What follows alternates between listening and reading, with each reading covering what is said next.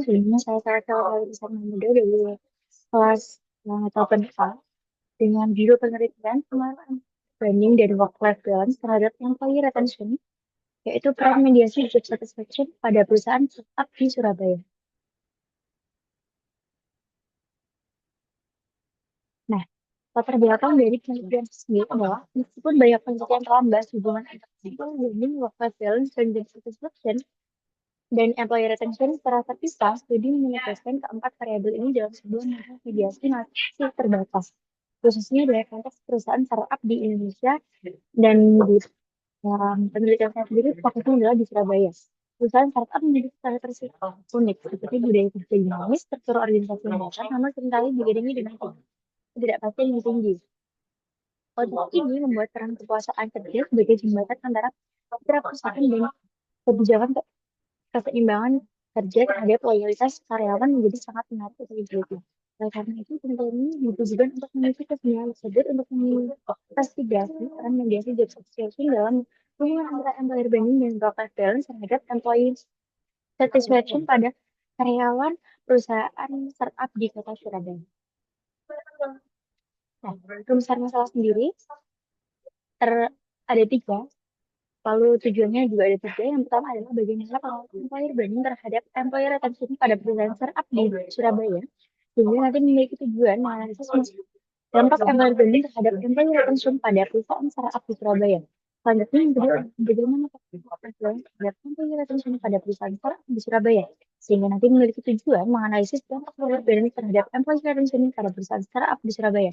Yang terakhir adalah apa peran job satisfaction sebagai mediator antara employer branding dan work-life balance terhadap employer retention pada perusahaan startup di Surabaya, sehingga nantinya memiliki tujuan menganalisis peran job satisfaction sebagai mediator antara employer branding dan work-life balance terhadap employer retention di kalangan generasi Z.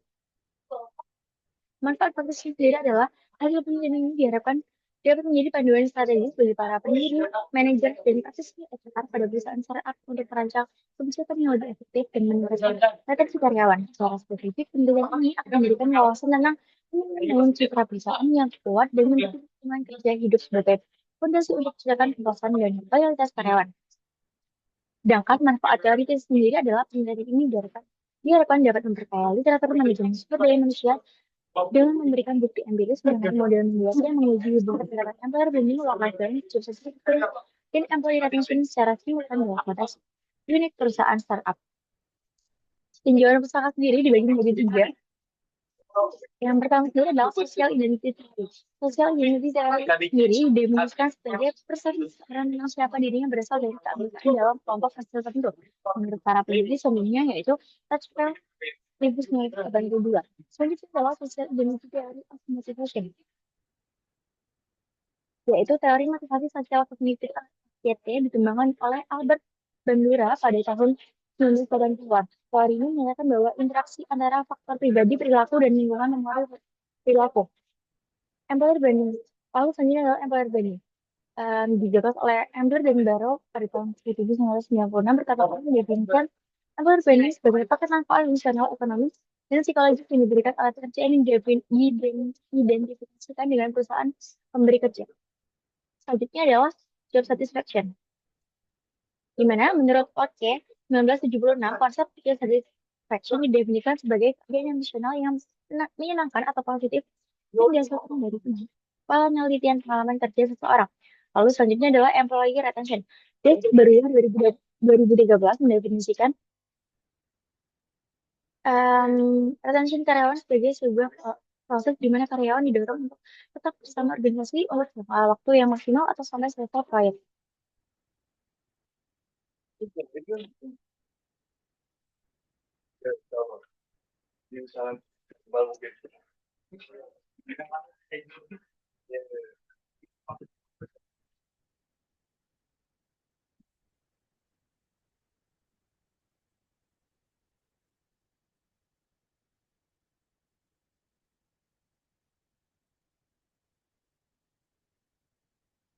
Selanjutnya adalah populasi dan tingkat. Populasi adalah seluruh karyawan bekerja di perusahaan startup yang beroperasi di kota Surabaya. Sampling sendiri adalah sampel akan diambil menggunakan teknik non-probability sampling.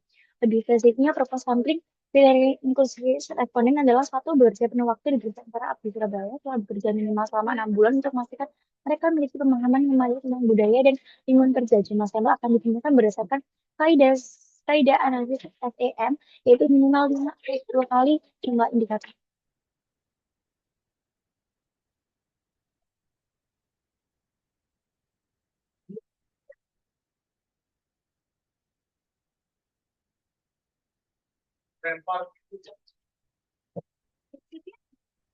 Selanjutnya adalah teknik analisis data. Yang pertama adalah evaluasi pengukuran, yang dimana menguji validasi konvergen diskriminasi atau kronjol alpha dan composite reliability dari semua indikator. Yang kedua adalah evaluasi model struktural atau inner model, menguji signifikasi hubungan antara konstruk, pengujian hipotesis melalui bootstrapping, koefisien determinasi juga akan dianalisis.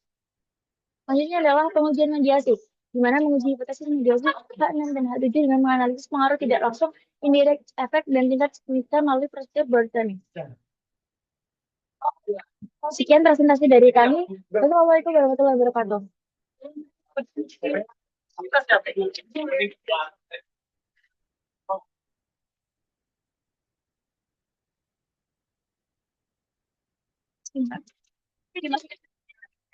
Ya.